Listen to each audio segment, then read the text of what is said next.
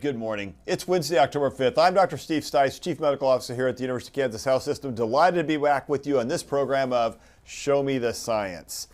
In keeping with our Pink Week, dedicated to breast cancer awareness, we're going to break down a disturbing trend in one aggressive cancer being diagnosed more than twice as often in black women than white women. And scientists believe a gene mutation is part of the problem, but not the only problem. Our expert today is Dr. Joan Lewis-Wamby. We're just going to call her Dr. Wamby, or I may just call you Dr. W. You never know what's going to come out of my mouth in these programs, so be careful. A tenured associate professor in the Department of Cancer Biology here at the University of Kansas Medical Center. We'll also be hearing from Dr. Dana Hawkinson, Medical Director of Infection Prevention and Control, who's going to be joining us in just a few minutes with a COVID count, and then we're going to talk a little bit of COVID at that point. Today, we will be showing you the science from 4 reputable sources: the American Cancer Society, Susan G. Komen Foundation, the Annals of Internal Medicine, and the National Cancer Institute itself, that have all recorded a higher rate of triple-negative breast cancer among black women. We're going to talk about what triple-negative means.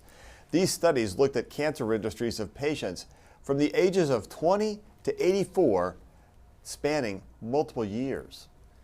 So what is triple-negative breast cancer? Well, first of all, it's not the one you necessarily want. Did you ever want any kind of breast cancer? Susan Komen defines TNBC, triple-negative breast cancer, as a cancer that does not have any receptors located that are commonly found in other types of breast cancer.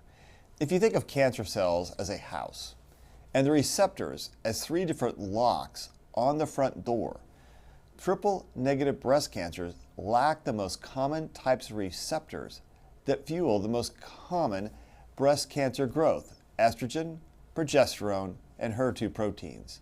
So think about the locks on the door, and if we want to use chemotherapy and things, we got to unlock that door. But if you don't have them, it's harder to unlock.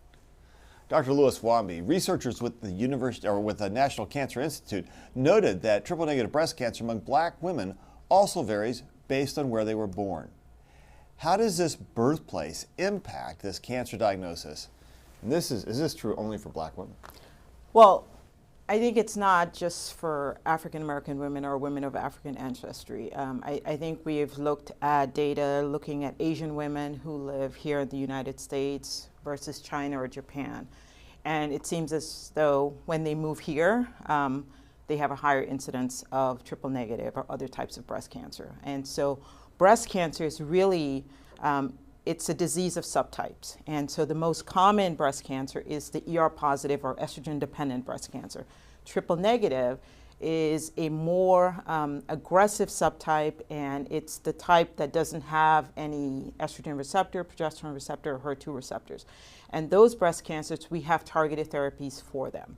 But triple negative, we do not have any targeted therapies. So patients are usually treated with surgery, radiation, and chemotherapy. So there are lots of side effects associated with breast cancer, and there's also a higher risk of relapse for those patients.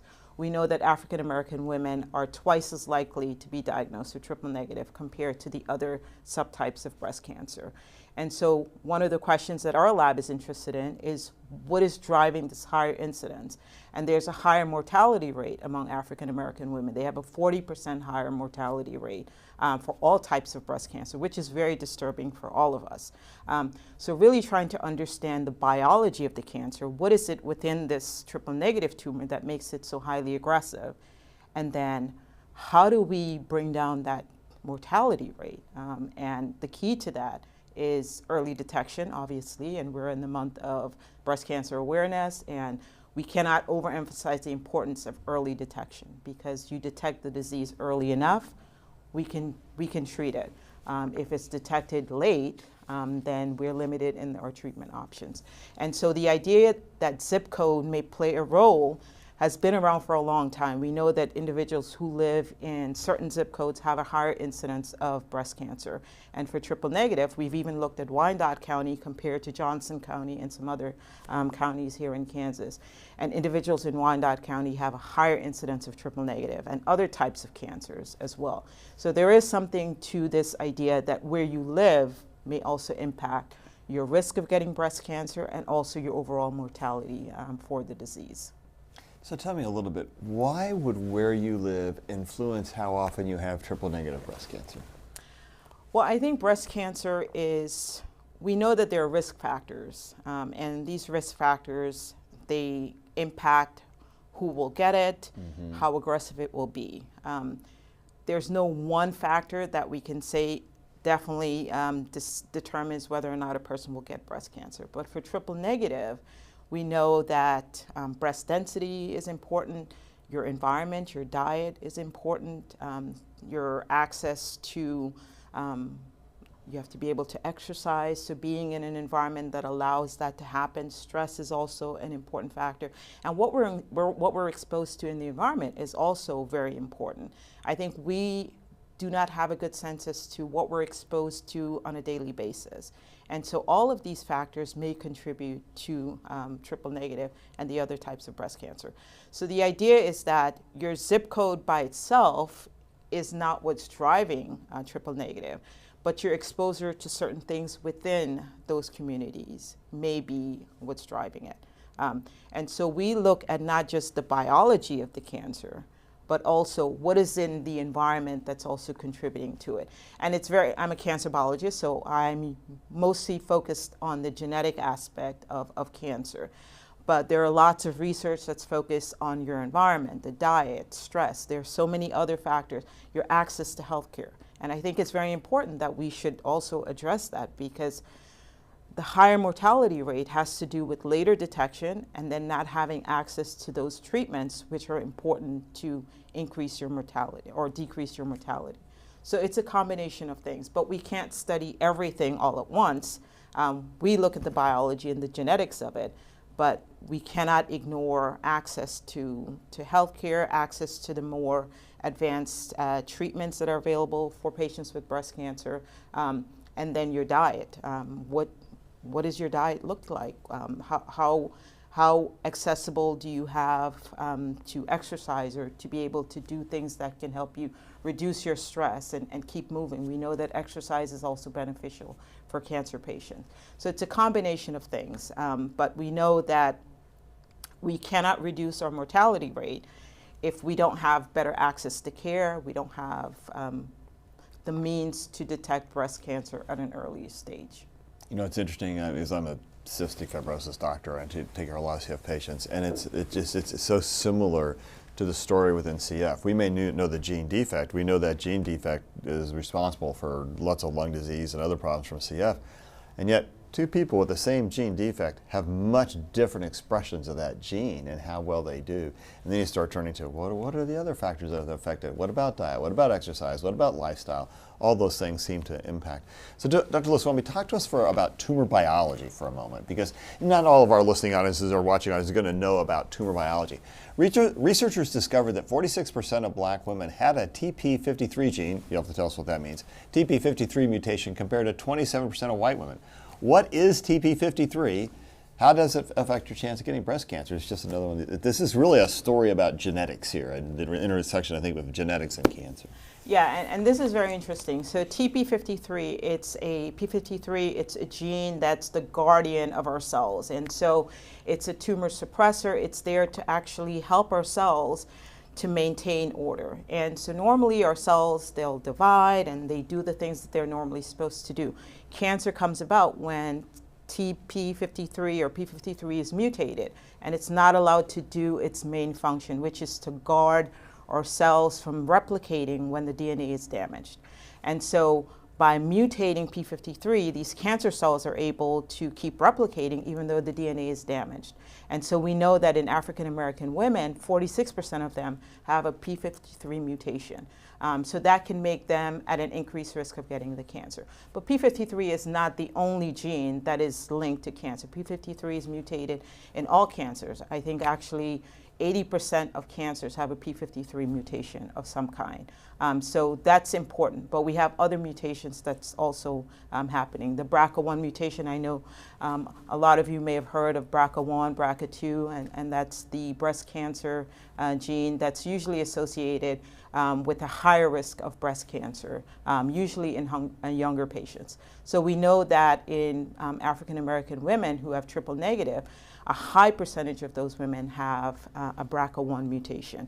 So genetics is important, and so understanding how these genes, how they are regulated or dysregulated in the tumor is also important. And how does that impact how you respond to treatment? That's also impactful, and that's something that we have to study. But yes, P53 is an important gene. It's the guardian. It's one of the guardians of our cells, and it helps our cells to maintain order when it's dividing. And if there's any kind of DNA damage, it prevents the cells from keep replicating. But when it's mutated, the cells just keep replicating. And so the idea is that there's focus on trying to find drugs that can actually target these P53 mutations within the cancer cells. We're not there yet, but there's lots of efforts to try to see if we can target it. The BRCA1 mutation, we know that there's a specific drug, a PARP inhibitor, that's currently available that targets that BRCA1 mutation in triple negative. So that's been FDA approved for a subset of women who have a BRCA1 mutation in triple negative. So understanding the biology, understanding how genes intersect with the environment and other factors is critically important to not only having a better idea of what's driving these cancers, but then how can we potentially treat patients that have these specific mutations in their tumors. So you said a term that I want to come back to. You talked about DNA damage. Uh-huh. And it's kind of like, you know, is that where diet and environment and exercise and sun exposure, and is that a route for DNA damage to occur when we eat like lots of bad food? For example, I may happen to love Gates barbecue. Maybe I just love barbecue. But it's a lot of smoked meat. Yeah. So you have to be careful because that's not good, because I know that it can cause DNA damage leading to colon cancer. So talk to us a little bit about what does DNA damage mean? So when we say DNA damage, and DNA damage can happen from our diet, from our exposure from sun, there are different ways that we can be exposed to DNA damaging agents. And what that means is that our DNA is the guardian of our genetic information. And if it's damaged, we have lots of DNA repair enzymes in our bodies. And so our cells need these DNA repair enzymes to work. So when we're assaulted in terms of these different DNA damaging agents that are present maybe in the foods that we eat or present in the environment that we're exposed to, we have to have a way of repairing this DNA damage. Now, when these DNA repairing enzymes are mutated, when they're no longer functioning, then the DNA, it's damaged, but the cells can keep replicating, which is not normally what happens. If DNA is damaged, usually the cells will stop, and that's where P53 comes in. It tells the cells, stop. You need to stop dividing. You need to repair, and if you cannot repair, then you need to die. The cells are supposed to die if they're so badly damaged that they cannot be repaired. But when you have these different types of mutations and these different insults that happen, they overwhelm the cells. And so the cells are not able to repair those damage. And so they keep replicating, and that's how we have cancer. So the idea is that there are many things that can lead to DNA damage. We are exposed to many things in our environment, in our diet. It's hard to quantify what that exposure is, what that risk is. And so we know that exercising is good. Eating a balanced diet is good. You know, I love Gates. Yeah, but it is good, you know, isn't it? Q39, all good, but Gates. Yeah, but it would not be good for me to eat it every day or every week. So having a diet that's balanced, having high fiber, eating lots of vegetables, lowering your saturated fat intake, that is also beneficial, because there are lots of studies that have shown that obesity increases your risk for all types of cancers. And so we know that colon cancer is on the rise, pancreatic cancer is on the rise, and breast cancer, we know that obesity is linked to triple negative especially. And we know that African American women often live in a different socioeconomic status, and that diets are different. And especially in areas where there may be food deserts, you tend to not have access to the higher quality food, or fast food becomes a more frequent thing. And all those, a lot of high fat content, a lot of preservatives, a lot of salt, a lot of fast food. That's like the recipe for a bad diet and for DNA damage. Oh, absolutely, absolutely. And I cannot stress enough how important it is to have access to healthcare. Obviously, we have to have access, and so early detection through mammogram, that is important. But diet is super important. We all know what we should do, but the challenge is in some neighborhoods there's no access to fresh vegetables or healthy food, or it's very expensive. And so the reality is that even though we say that we need to eat more healthy, we need to exercise, we need to do all these things which we know are beneficial, we have to be cognizant of the fact that not everyone has access to those things. And so eating healthy, very important, but making sure that individuals have access to healthy food and having access to trails.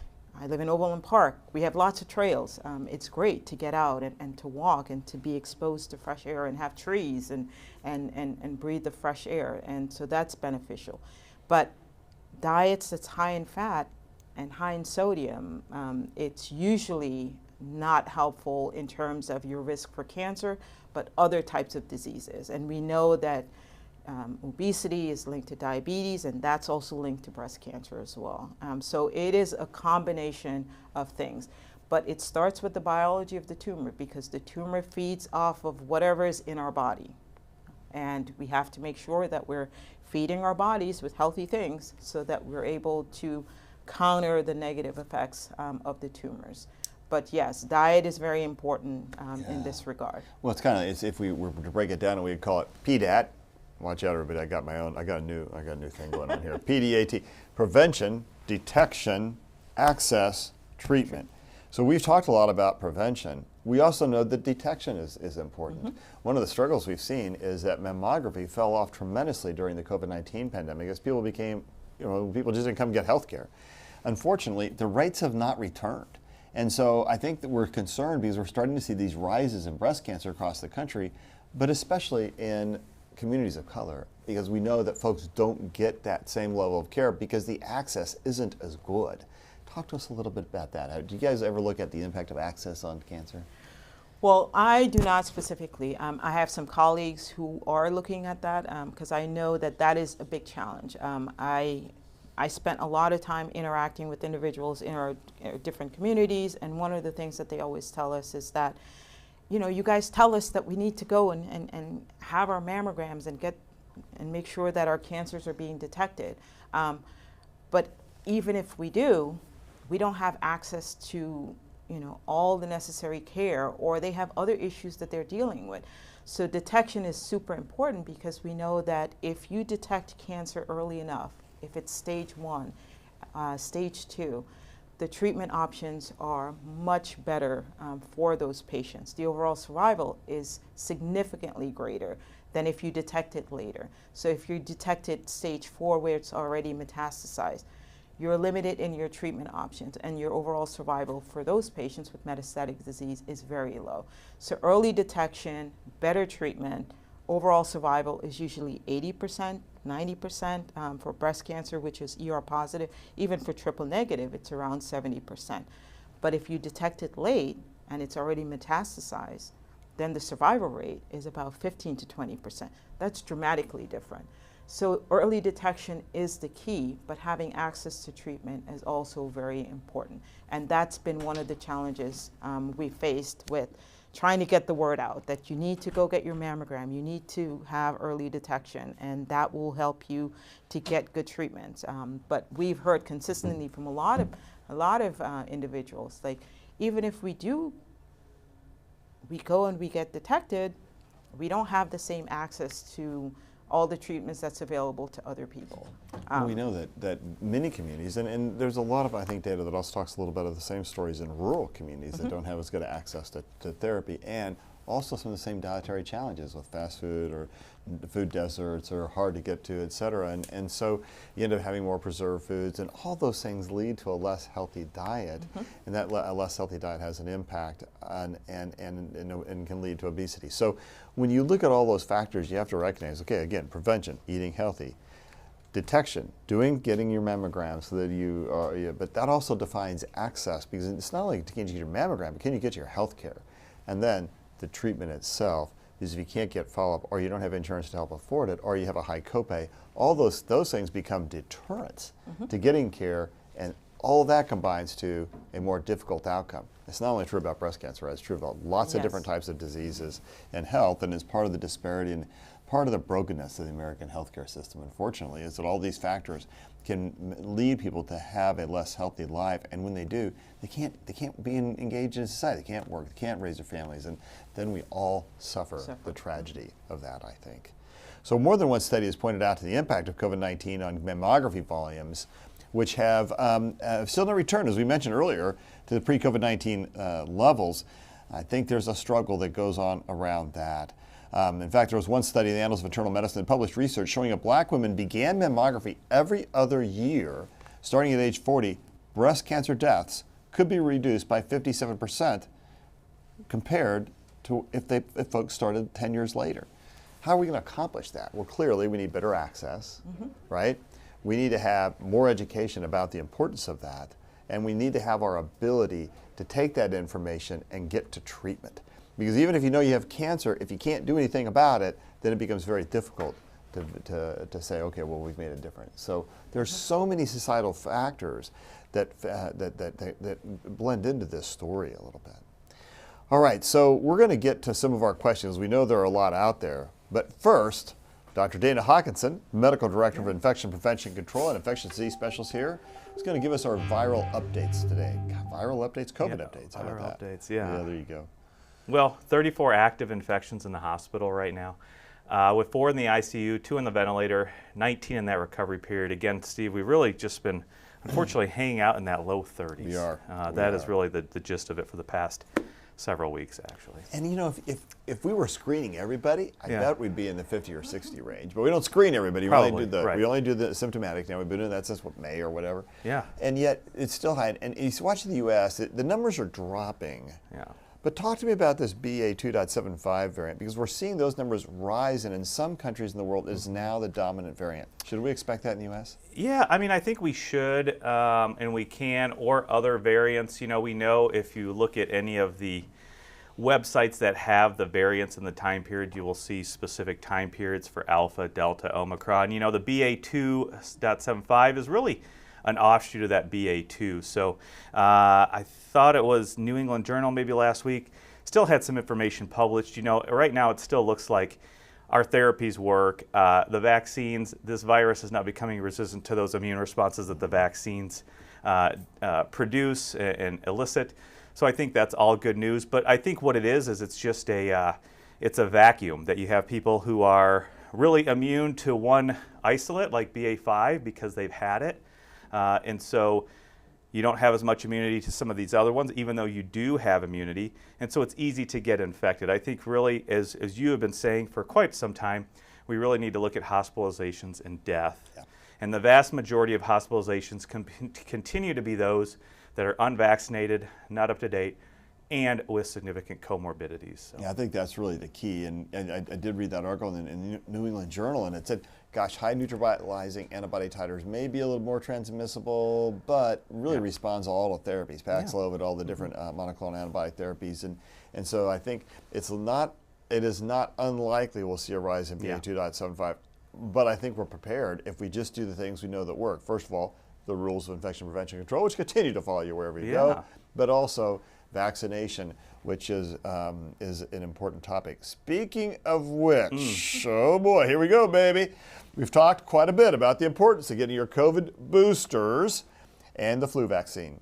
It's time for us to once again show you how easy that is. I want to bring in Nurse Manager of Occupational Care, Vanessa McMillan, who has arranged our vaccines today. Vanessa, with our booster, do we still need to wait the 15 minutes like the other COVID vaccines? Hi. So as long as you haven't had any major reactions to Nope. the previous vaccines, you're good Oh, after, good. and Wait, you don't wait, wait. necessarily All right, have to wait Vanessa, those 15 here. minutes. Does dorkiness count as a major reaction? Because if it does, I'm in trouble. In fact, I was down today in the cancer center getting my routine follow-up for prostate cancer, and they put a full risk label. I just want to show this. I was labeled as a full risk. Yeah. I said, why am I a full risk? I took a picture, said to my wife. You know, my wife and I are like a week apart in age. She said, well, you're just too old. She was down there doing some other stuff, and she didn't get a full risk tag. I got a full risk tag. What is that about? I think the dorkiness is the pre-existing. Do you think that's it? Pre-existing. Do you think maybe just being gawky is the reason that you get a fall risk tag?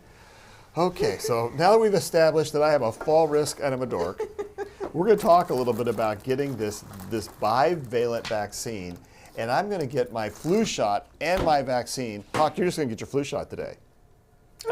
Just booster today. Booster, okay, got it. I'm going to All hold right. off on the flu probably for another 3 weeks. Okay, and it's just a different, you could do either one though. You can Yes. get both today or Yep. not. I just decided I'm going to get all my pain over at once. Okay, now here comes the real trick. I have to take off Yeah. my white coat and unbutton my shirt, and you're going to see how completely dorky I am once I do that. And so we'll see how that goes for everybody.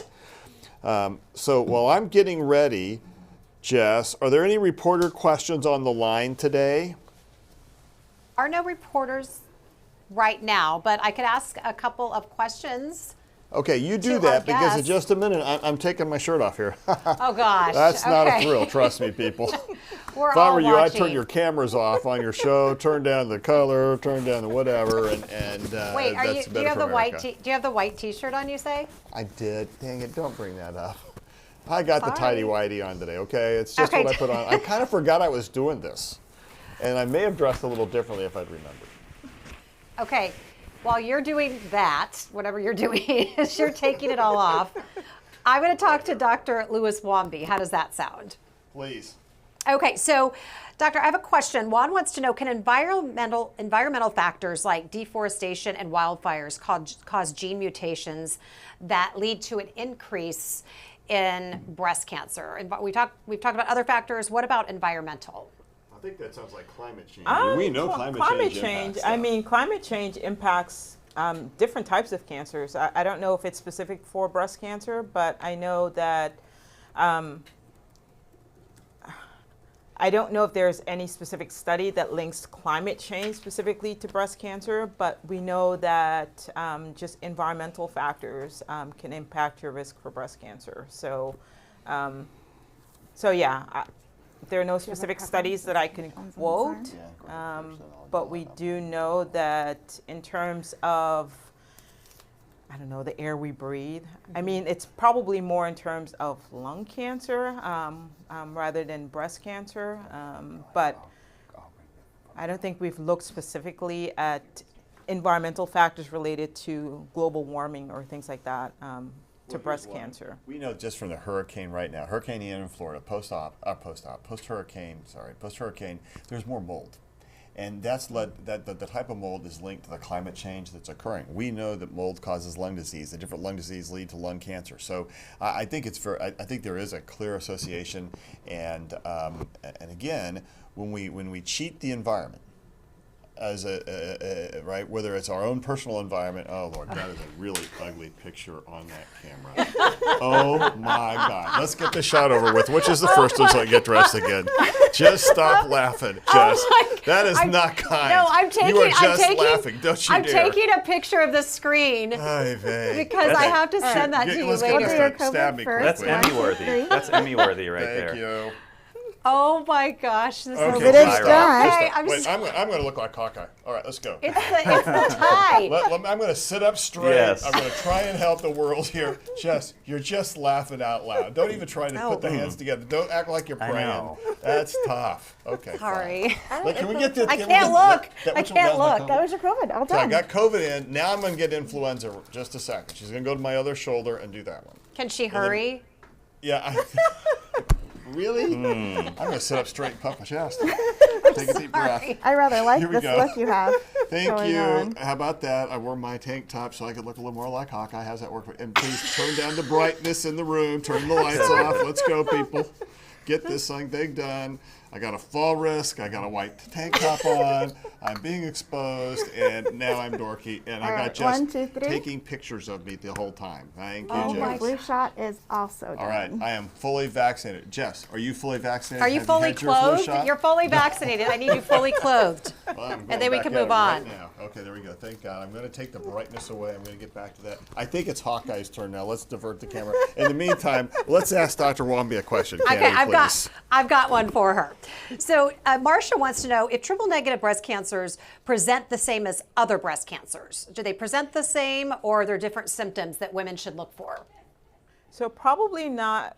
So the symptoms would probably be similar, and most women that's diagnosed with triple negative or ER positive, it's usually with a detection of a lump. And so through either self-examination or through mammography. So having your mammogram, it would detect it the same as it would with ER positive or HER2 positive breast cancer. So triple negative is only diagnosed through pathology. And so you would take a biopsy of the tumor, and then you would look for these markers. And so if it doesn't express the estrogen receptor, progesterone receptor, HER2, then it's described as triple negative. It doesn't have those 3 receptors. But in terms of symptoms, you really can't tell based on your mammogram if it's triple negative or ER positive. You would have to do the pathology analysis of the tumor. Okay, Jess, hang on. Here we go. I've got my tie back on. I'm decent again for the most part. And now it's Hawkeye's turn. Yeah, Hawk, how's it going over there? it's good. And I was just informed too that this will be Pfizer. So again, previous vaccines were Moderna. Yeah, and that's just because the Moderna shot hasn't ramped back up yet, Still I think. the- So yeah. we're still a little in short supply. And so you're going to get the Pfizer vaccination as I did, and here we go. All right, ready? Yeah. 1, 2, 3. You are all done, sir. All right, thank Thank you. you. All right. Hawkeye, Easy. are you a fall risk? Not yet. A couple years. Yeah, there you go. Okay. All right. I got a little collar malfunction. Jess, go right ahead while I'm figuring that out. I will carry on. So let's see. We've got Yen Liang wants to know, do we have any new chemotherapy treatments or drugs for triple negative breast cancer? So right now we have as I mentioned earlier, so about 60 to 70% of triple negative has the BRCA1 mutation. And so there is this drug called a PARP inhibitor, or olaparib, that targets this protein that's dysregulated in triple negative. And so that's been FDA approved for the last several years. And so that would be considered targeted therapy for those patients.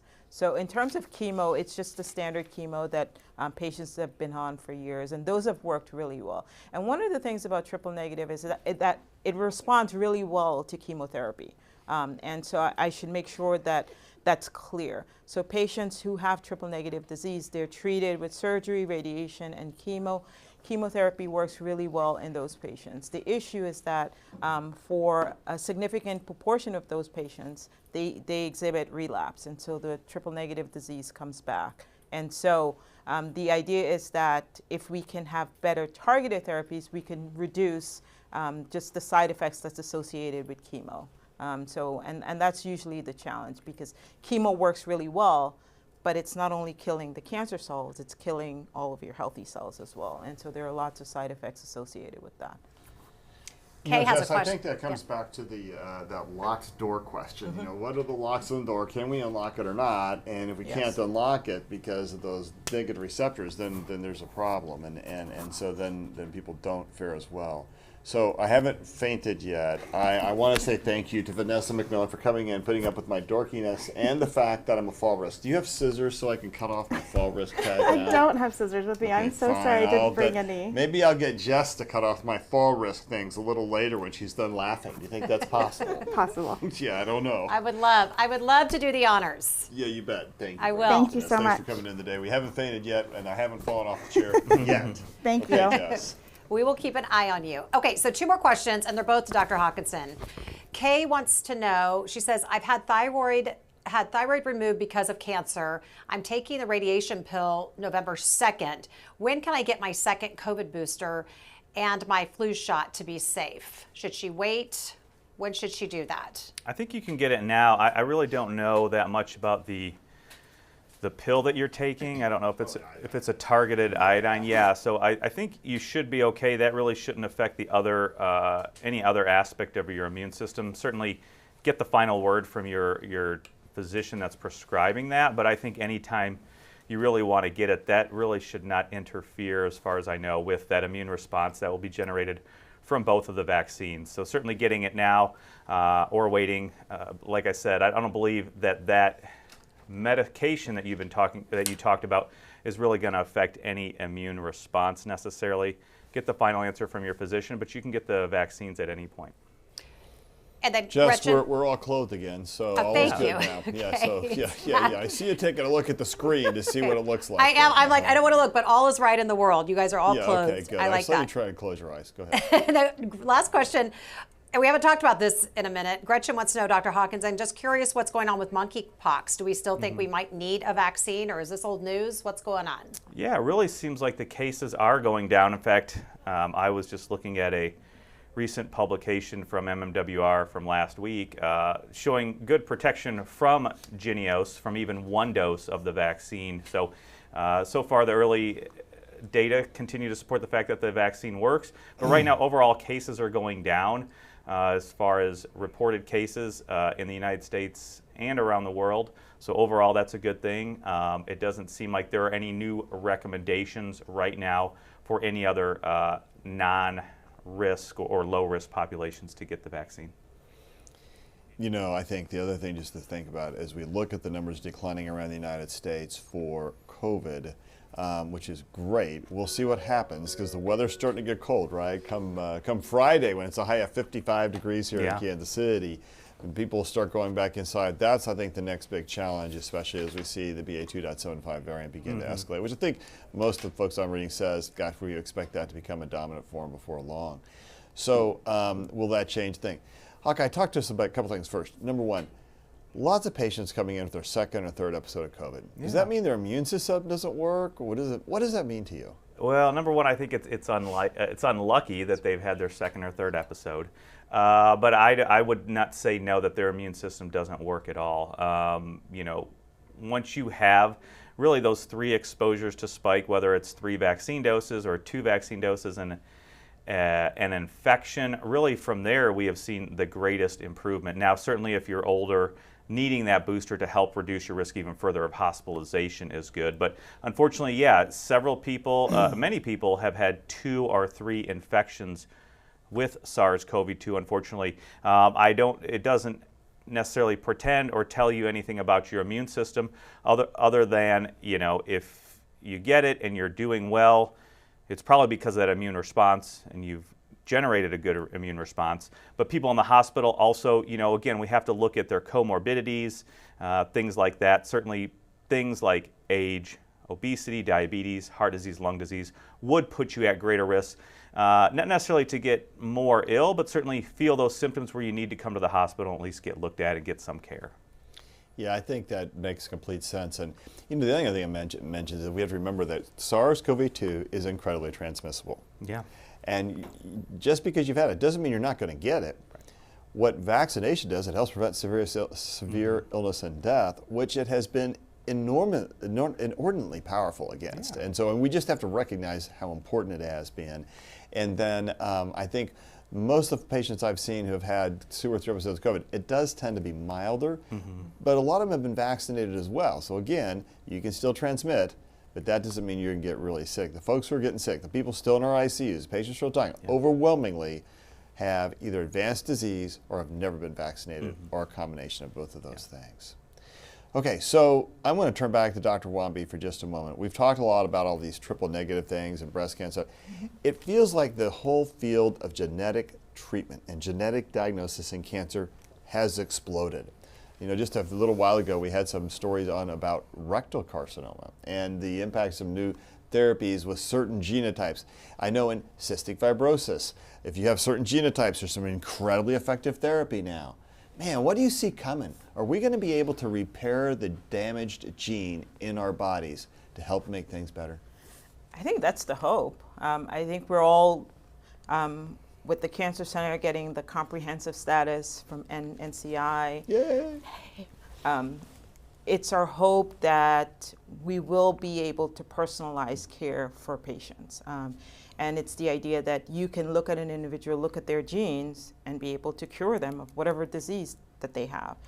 Cancer is, we always say it's a disease of omics. And so we look at the genome, so we do genomic studies, we do proteomics. So looking at your genes, looking at the proteins that are being coded by these genes tell us a lot about the cancer and the types of treatments that we can come up with. So I think definitely we're moving in that direction where it's a multi-technology approach where we're looking at not just your genes, not just your protein, and not just the environment. How are all these things working together to promote the cancer, and then how can we tackle it? Like what can we exploit within the tumor for better treatments? And that is the idea, that we can personalize care for each patient because we're all individuals. And so we make general statements about cancer, for breast cancer, for colon cancer, but we know that each individual has a unique genetic profile, and that profile dictates how aggressive that cancer is going to be. That profile dictates how well that patient is going to respond to treatment. One patient may respond really well to a certain standard of care, whereas the other patient may not respond as well. And so understanding that tumor, understanding the body in which that tumor is in, influences what we can do for the patient. So I definitely think we're moving in that direction. We're not there yet, and a lot of the technologies that we have are super expensive, and they're only available at certain institutions, but the idea is that as things become more widespread, that we're going to have better access to a lot of the technology to be able to provide that personalized care for patients. So that is the hope, that we're going to be able to find a cure. But since we cloned the human genome, we thought that we'd be able to figure out everything about the human body and be able to come up with all different types of cures. But the body is interesting in the way that it functions. So we're moving towards that goal in terms of developing personalized care for cancer patients. And so I think we're making strides in some cancers versus others. We've made a lot of progress with breast cancer. We can see that right now, if it's early detected, the overall survival is about 90% for most patients. So early detection is really the key, but combining the biology of the tumor with early detection is probably the way to go. And I would say to our audience out there, don't hesitate, don't wait, don't let delay decide your fate. Make sure you stay on top of all of these areas, because it really, it does make a difference. I lost my mom when she was 52 and I was 19 from lung cancer. She was a smoker, and I just look back at that and I think, what would my life, how would it have been different? How would my children been raised different? How they'd had that connection to my mom, and if therapy had been where it is today, could there have been a different outcome? But if you hesitate and you wait, if you delay, it's going to decide your fate. So don't do that. Don't do that. Get the care that you need. All right, Jess, any other questions we want to hit right now? We good? Nope, I'm going to let you wrap it up. All right, thank you very much. We're going to turn now to our final thoughts. First of all, Dr. Loswambi, I want to thank you so much. This has been a great program. I love Show Me the Science because I learned from it, I learned from our guests, and I've learned a lot today from you. So thanks so much for being on our program today. What are your final thoughts you'd like to leave our audience with? I would say early detection is the key, and we do not have to be afraid. I think a lot of it is fear. We don't want to know, because once we know, we have to do something about it. And we may not always know what we can do, or we may not have access to the treatments that we need. But early detection, we've seen time and time again, that is the key in order to dictate how well you're going to do in your overall survival. So there's nothing to be afraid. We've made a lot of progress in terms of breast cancer and other cancers. So just knowing your risk, being proactive and taking care of yourself so that you can then be around to take care of your family. That's super important. We always prioritize the health of others, but it's very important that we prioritize our health so we can be present for our families. So I would definitely tell our women audience to go get your mammogram if you haven't gotten them already. Just be proactive and to be on top of your health and not take anything for granted, and keep moving exercise is good. It's good for all of us. So that would be my final thought. I love it, and you're welcome back anytime. Thank you for being on the program Thank today. you. I Thank appreciate you the for having science. me. It's awesome. Hawk.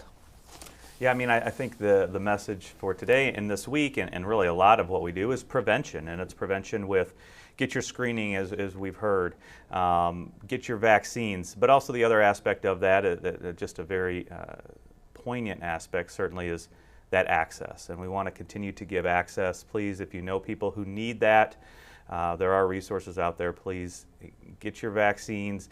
Get those preventive screening tests done, and work towards getting that access so that you can live a healthy life, have a good quality of life. I am always reminded about the intersection of faith, hope, and science. When we delay, we let delay decide our fate. When we don't act on what we know is the best way to take care of ourselves, we challenge that triangle of faith, hope, and science. But we know if we take good care of ourselves, we access care, and we provide care to everyone, that intersection of faith, hope, and science becomes more powerful, not just for the one, but for all of us. And I think that's perhaps one of the most important messages of the day. Our genes set us up for things, but our lives determine how we let that happen. Faith, hope, because we believe there are new therapies are coming. Just look at CF. Oh my gosh, it's such a remarkable thing to sit and tell someone who's supposed to die when I started in CF at age 17, and now you're saying start saving for retirement because you're going to live that long. Faith and hope and science is just so powerful. Hey, we want to bring back Vanessa McMillan in for just a minute. Vanessa, I haven't fallen out of the chair. A, am I still a fall risk? I think you're good. Oh, thank God, I can take the darn thing off. B, has it been our 15 minutes? Are we okay to go? Yes, you look great to go. All right. I would like to remind everyone that I want you to say that again, so I want to make fun of Jess. You said I look great. So there, You Jess. look great, yes. Despite the tidy white. Okay, Yes, keep going. I Sorry. did just want All to right. remind everyone in the health system that flu shot season has started, and you can come Yes. get your flu shots at all of our mass flu vaccine events, and we will also have the COVID vaccine booster available. So if you're an employee or you work for GME and are a physician, or you're one of our fellows or residents that are working in our health system, please come get your flu shot. You can find all of that information on 24/7. Remember that your flu shot is due in occupational health by October 31st. So if you did get it outside of the health system, please let us know so we can get that into your employee health file. Hey, HR's not going to come for me this year. Awesome. Yeah. All right. Well, I want to thank again our guests. Hey, before we talk about what's coming up tomorrow, I want you to know about a special announcement coming up 2 hours from now. Join us back here at 10:30 for a news conference about a major announcement that will change the healthcare landscape across the metro and the region. That's 10:30 this morning. We hope you tune in. Jess, what's coming up tomorrow on the morning medical update? Besides you laughing at me, go right ahead. I know, it's just, I haven't seen you in a while. You were gone last week. It's just it just gets my Wednesday going. I mean, I was having a cool time hanging out in Vegas for like 18 hours. I know, right? Yeah, I think the shirt comes off in Vegas, not here. So, Yeah, okay. maybe not. All right. I'm glad you're doing well. Glad you're back. So tomorrow, we're going to tell you about an inspirational book that one cancer patient hopes will soon become a New York Times bestseller. So you're going to meet the author, and we're going to tell you all about the book. We'll see you back here tomorrow at 8 a.m. Have a great day. Coming up tomorrow on the Morning Medical Update. Facing cancer and losing your hair can be especially tough on women. It was for Cammie Crank. So she wrote a book about it. I'm Jessica Lovell. Thursday on the Morning Medical Update. Meet Cammie and how she's helping women face the expected and the unexpected chapters in their own cancer journey. See you Thursday at 8. Subscribe to our Morning Medical Update and Open Mics with Dr. Stites podcasts. Now everywhere podcasts are available.